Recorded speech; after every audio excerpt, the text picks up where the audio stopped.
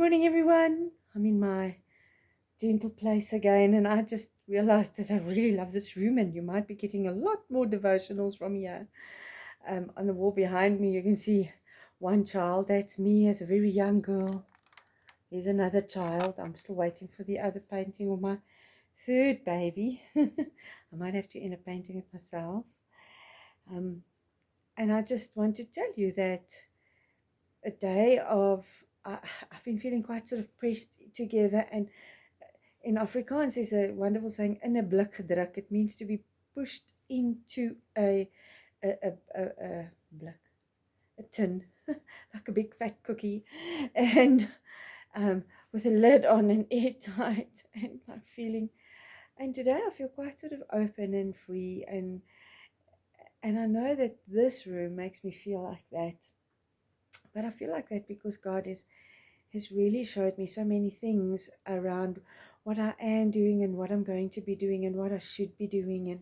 And the more I just let him go and do it, let go and let him do it, the more, and it's not being lazy, and it's not following my dreams, but it's asking, you've put those dreams there, Lord. Okay, so what does it actually mean? So yeah, I've got Exodus 33 verse 14. My presence will go with you and I will give you rest.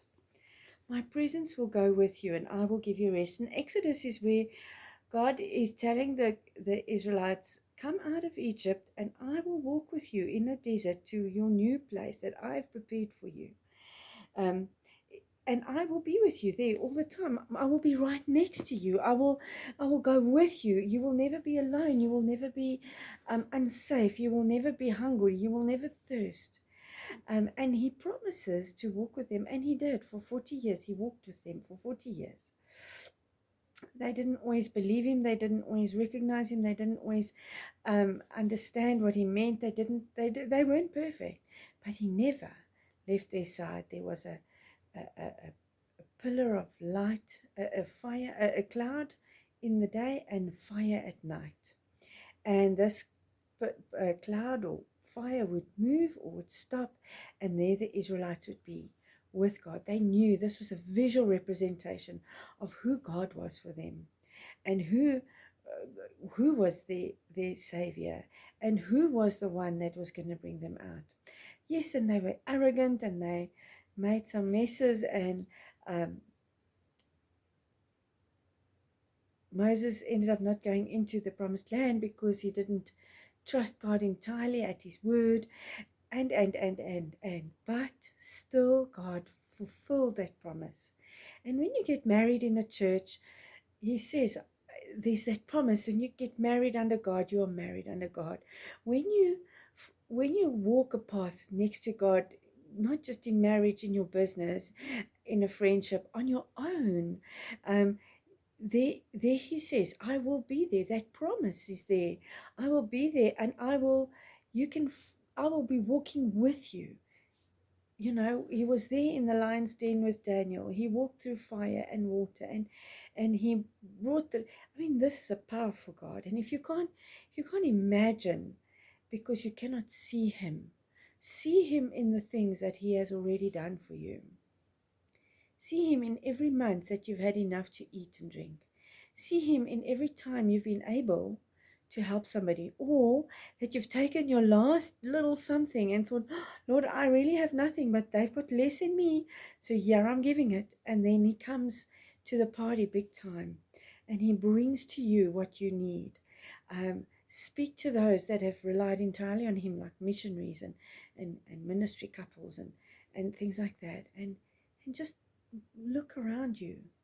Find the things that God has done. Encourage yourself to stay with God. I can testify to times that we have worried so about things, and then we end up somewhere.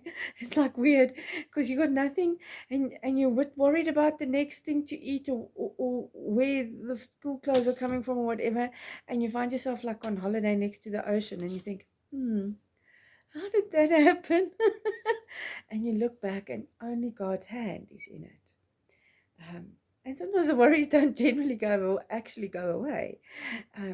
But he's like, I'm so more powerful than you needing to buy school shoes for your children. And I'm not saying be willy-nilly about it all. And yes, your children need school shoes and things like that. But when He has promised to go with us, His presence is tangible and real.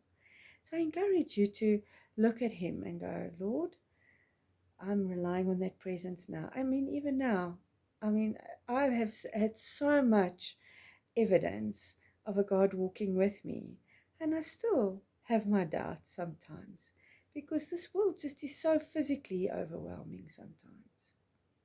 So don't allow the exterior sort of stimulus to bring you down. Stand up and stand fast, and know that He is way stronger than any of that. Have a wonderful day, and we'll speak again tomorrow.